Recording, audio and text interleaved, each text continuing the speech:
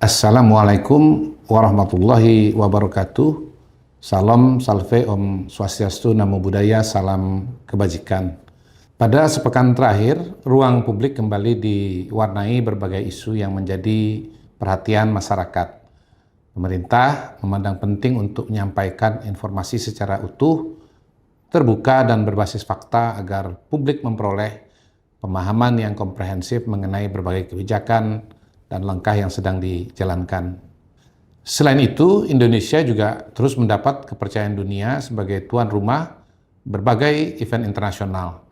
Sepanjang Agustus 2026, sejumlah agenda berskala dunia akan digelar di Indonesia. Di antaranya pertandingan Aston Villa versus Indonesia All Stars, AC Milan versus Chelsea, Maybank Marathon Bali, Icon Tour Ever Tour, La La La Festival, The Sound Project, Sounds of Downtown, DWP Shoreline Bali, dan Anime Festival Asia Indonesia. Kepercayaan ini menjadi bukti bahwa Indonesia merupakan negara yang aman, nyaman, dan siap menjadi destinasi penyelenggaraan event internasional yang berdampak positif bagi pariwisata dan perekonomian nasional.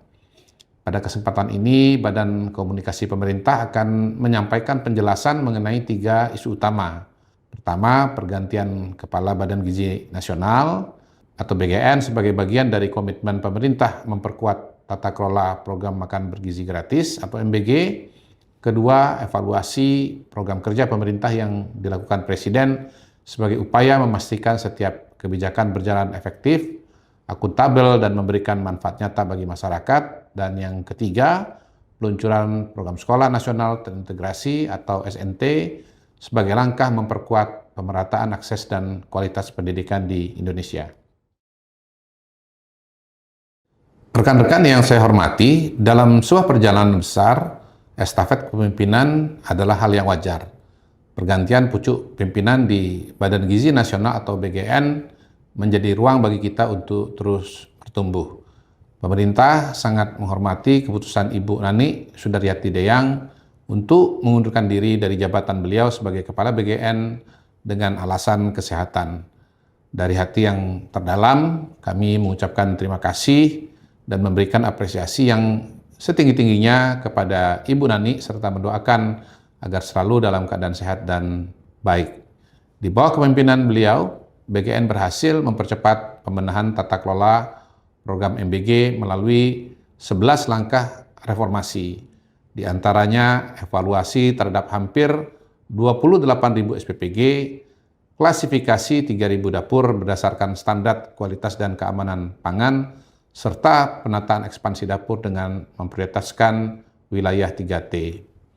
BGN juga menemukan 414 SPPG yang belum beroperasi tetapi telah menerima pencairan anggaran atau memiliki rekening virtual ganda, sehingga ratusan miliar rupiah berhasil dikembalikan ke kas negara.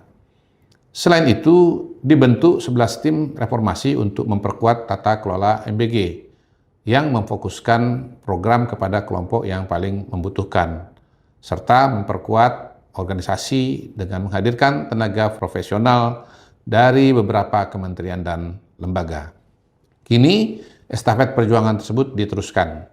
Presiden RI Prabowo Subianto telah memberikan mandat kepada Bapak Sudaryono sebagai Kepala BGN yang baru.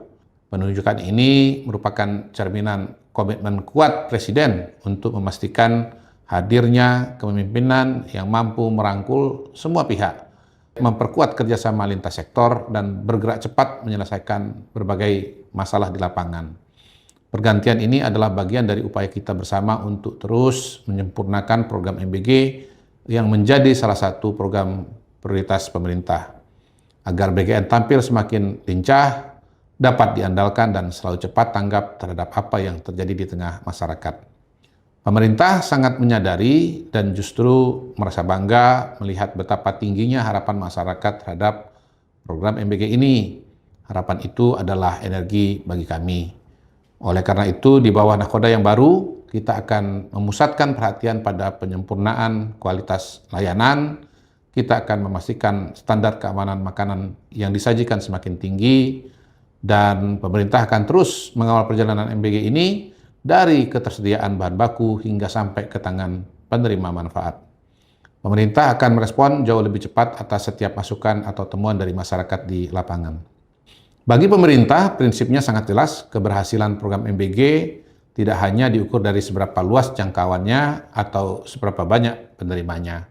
Keberhasilan program MBG ini justru kita ukur dari kualitas pelayanan yang dirasakan langsung oleh para penerima manfaat, serta kuatnya rasa memiliki masyarakat terhadap program ini.